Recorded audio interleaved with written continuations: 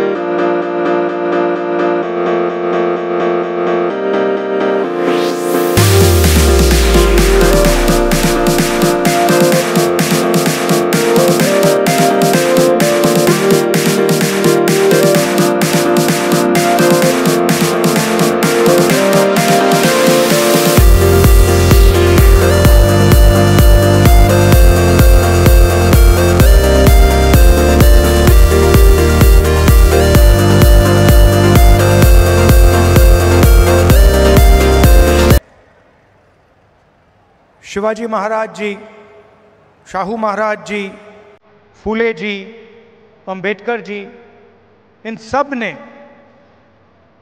महाराष्ट्र को नहीं मगर पूरे देश को जीने का तरीका, प्रगति और इंस्पिरेशन दिया। और मैंने खारगे जी से आज कहा, कांग्रेस प्रेसिडेंट है तो अंदर की बात आपको बताता हूं। हम जैसे ही लैंड किए तो मैंने खारगे जी से कहा कि खारगे जी, मैंने एक बात नोटिस की है। तो उन्होंने कहा क्या? मैंने कहा मैं आपके साथ कर्नाटक जाता हूं तो आप बहुत खुश हो जाते हो। जैसे ही आप जहाज से उतरते हो चेहरे पे मुस्कान होती है। मगर मैंने एक और बात देखी है, जब आप महाराष्ट्र आते हो तब भी आप बड़े खुश होते हो, आपके चेहरे पे मुस्कान होती है। तो एक सेकंड में उन्होंने जवाब दिया, राहुल, महाराष्ट्र में कांग्रेस पार्टी की विचारधारा बहुत गहरी घुसी हुई है, इसलिए जब मैं यहां आता हूं मुझे खुशी होती है। यहां पे विचारधारा कांग्रेस की है,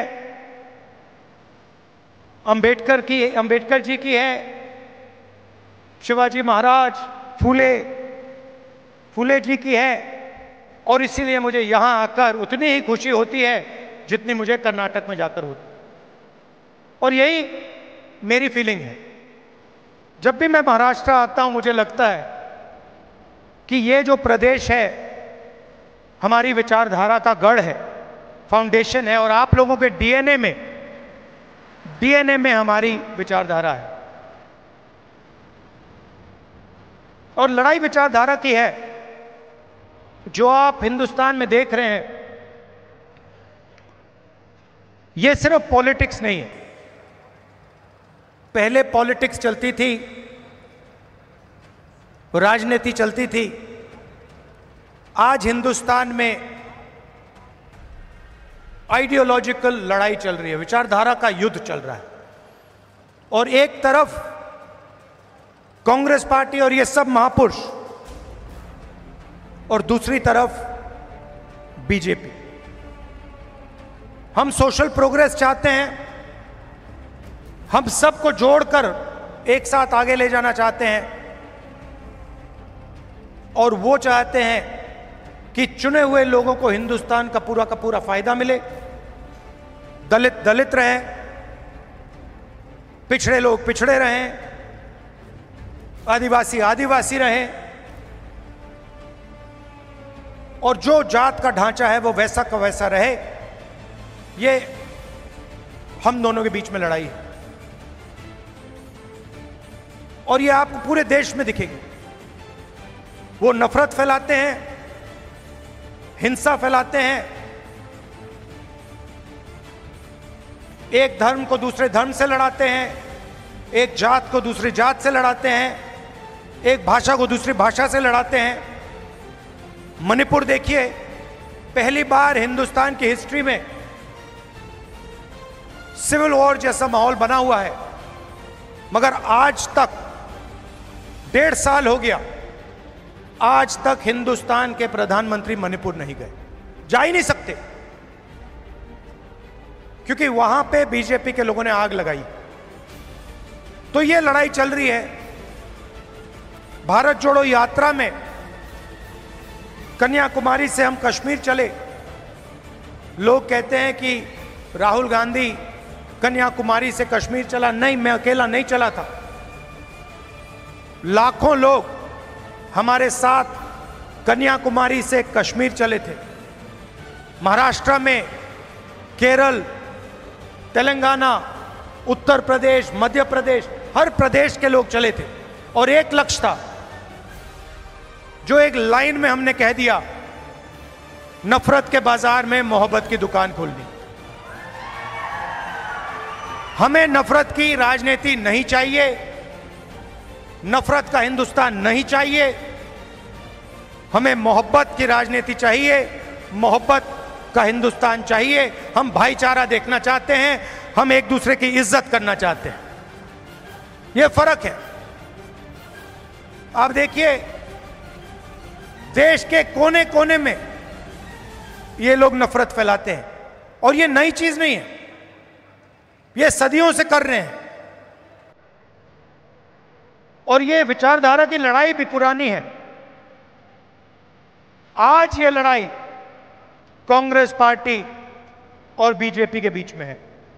इससे पहले यही लड़ाई फूले जी ने लड़ी, यही लड़ाई शिवाजी महाराज ने लड़ी। विचारधारा उनकी और हमारी मिलती है। उनकी विचारधारा में और कांग्रेस पार्टी की विचारधारा में कोई फर्क नहीं। चाहे वो अंबेडकर जी हों, शाहू जी महाराज हों, शिवाजी महाराज हों, फूले जी हों, अगर आप उनको पढ़ें, उनके आइडियाज को देखें, समझें, तो आपको पता लगेगा कि फूले जी के आइडियाज, अंबेडकर जी के आइडियाज, शिवाजी महाराज के आइडियाज हमारे कॉन्स्टिट्यूशन में आज है। और चुनाव में हमने साफ कह दिया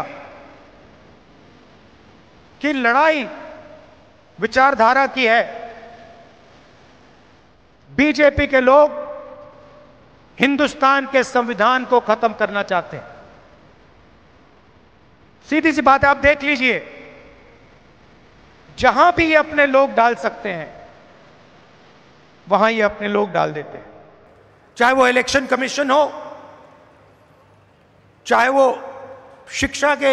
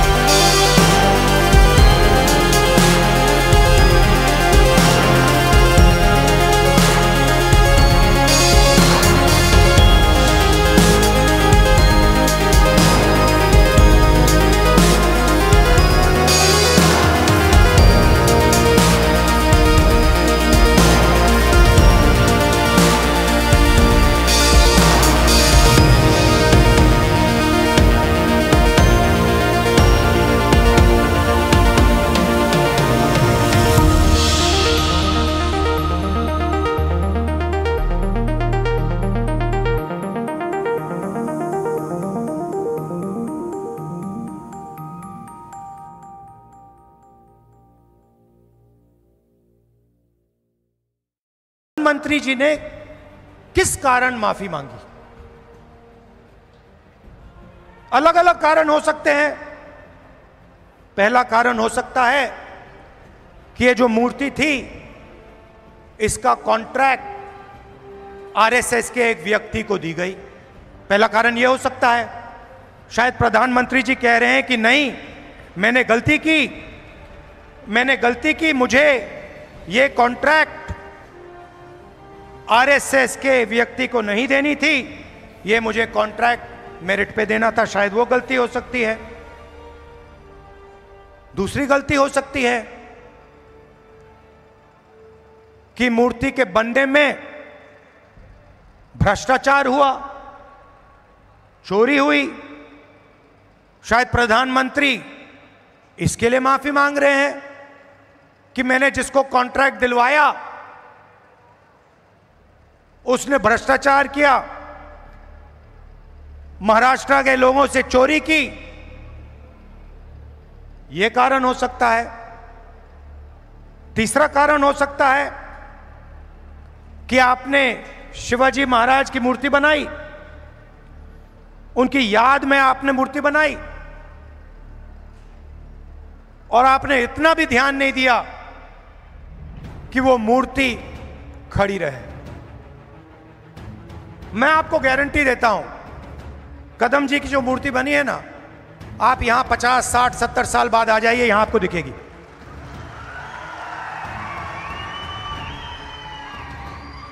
और शायद सबसे बड़े महापुरुष शिवाजी महाराज जी की मूर्ति बनती है और कुछ ही दिनों में भ्रष्टाचार के कारण, गलत व्यक्ति को कॉन्ट्रैक्ट देने के कारण वो मूर्ति गिर जाती है।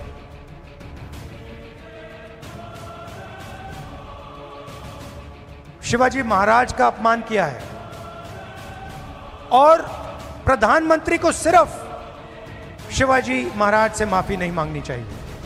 अगर माफी मांग रहे हैं तो महाराष्ट्र के हर व्यक्ति से माफी मांगनी चाहिए और प्रधानमंत्री जी को यह भी समझाना चाहिए कि आप सिर्फ 2 लोगों की सरकार क्यों चलाते हो। जहां भी हम देखते हैं बड़े से बड़े कॉन्ट्रैक्ट अदानी और अंबानी जी को मिलते हैं। मैंने पार्लियामेंट में भाषण दिया। पार्लियामेंट में किसी का नाम लिया जा सकता है, मगर पहली बार मुझे कहा गया कि पार्लियामेंट हाउस में अपने भाषण में मैं अदानी और अंबानी का नाम नहीं ले सकता हूं। तो फिर मैंने कहा ठीक है भैया, आप चाहते हो कि मैं ना लूं, मुझे कुछ ना कुछ तो कहना पड़ेगा। अगर अंबानी अदानी नहीं चाहते हैं तो मैं कुछ और कह देता हूं। तो मैंने उनका नया नाम बनाया है A1 और A2। पूरा का पूरा काम A1 और A2 का हो रहा है। प्रधानमंत्री जी ने इसके लिए माफी किसी से नहीं मांगी।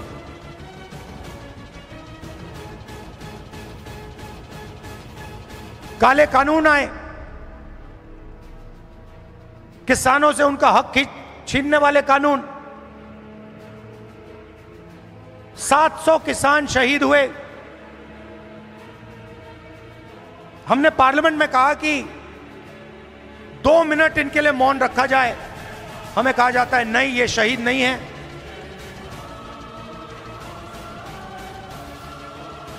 दो लोगों को फायदा पहुंचाने के लिए हिंदुस्तान के सारे स्मॉल और मीडियम बिजनेसेस को खत्म कर दिया। जो लोग इस देश को रोजगार देते हैं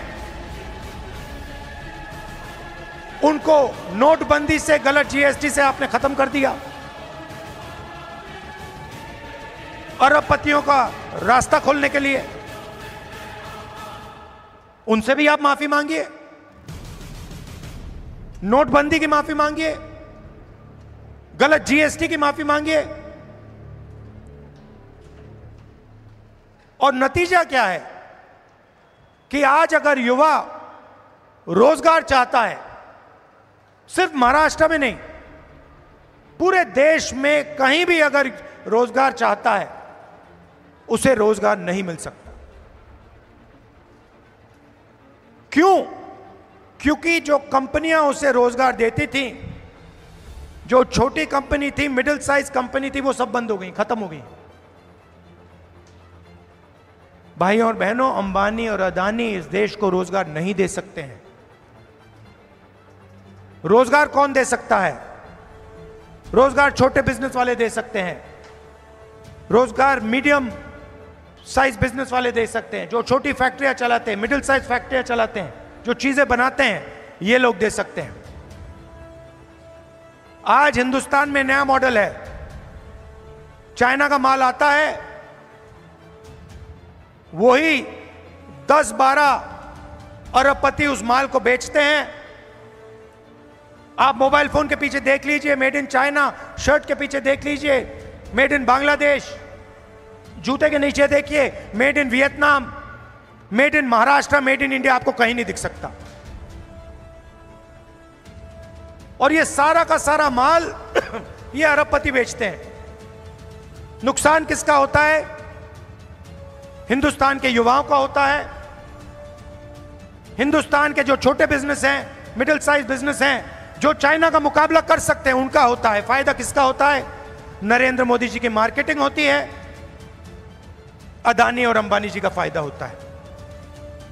और दो हिंदुस्तान बन रहे हैं, एक अरबपतियों का उसमें 20-25 लोग हैं, और दूसरा मजदूरों का, किसानों का, बेरोजगार युवाओं का। भाइयों और बहनों, 16 लाख करोड़ रुपए, 16 लाख करोड़ रुपए नरेंद्र मोदी जी ने इन 20-25 लोगों का कर्जा माफ किया है। किसानों का आज तक कर्जा माफ नहीं किया है। हमने 70,000 करोड़ रुपए किया था जब हमारी सरकार थी।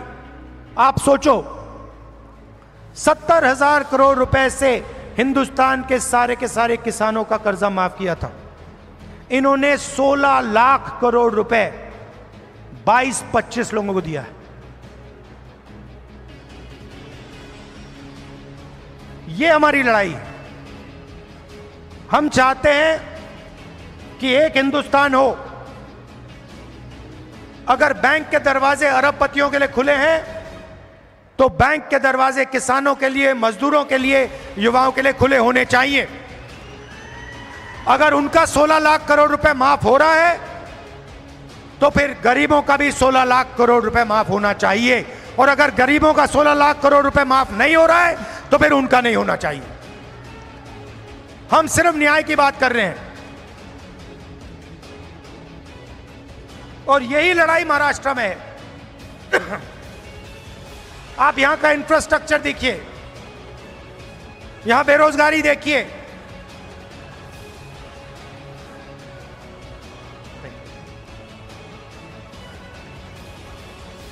बेरोजगारी देखिए, हर एरिया में आपको भ्रष्टाचार दिखेगा। जहां भी आप देखोगे सड़क बनती है, भ्रष्टाचार, सरकारी भ्रष्टाचार से बनी है, सरकारी चोरी करके बनी है, सरकारी एमएलए को पैसा बन के दे के बनी है। ये बीजेपी की सरकार नहीं है, ये आपकी सरकार थी। इसको तोड़कर चोरी करके ले गए ये लोग। तो जहां भी आप देखोगे आपको भ्रष्टाचार मिलेगा। बाहर के लोग यहां आकर आपके कॉन्ट्रैक्ट ले जाते हैं, दूसरे स्टेट के लोग यहां आकर आपसे कॉन्ट्रैक्ट छीन जाते हैं। ये हम बदलना चाहते हैं। और मैं जानता हूं कि आप सब कांग्रेस पार्टी के कार्यकर्ता, मोहब्बत की दुकान वाले कार्यकर्ता, बब्बर शेर, मैं जानता हूं कि यहां पे आप महाराष्ट्र की सरकार लाने जा रहे हो। अपना खून पसीना देकर महाराष्ट्र की जनता की सरकार, किसानों की सरकार, बेरोजगार युवाओं की, मजदूरों की सरकार, हर वर्ग की सरकार आप लाने जा रहे हो। जहां भी आपको मेरी जरूरत होगी मैं आ जाऊंगा। आपको सिर्फ ऑर्डर देना है कि राहुल आपको यहां आना है, यहां आना है, यहां आना है, मैं हाजिर हो जाऊंगा। अंत में मैं आप सबको दिल से धन्यवाद देता हूं। कि आप यहां आए, इतने प्यार से आपने मेरी बात सुनी। धन्यवाद, नमस्कार, जय हिंद।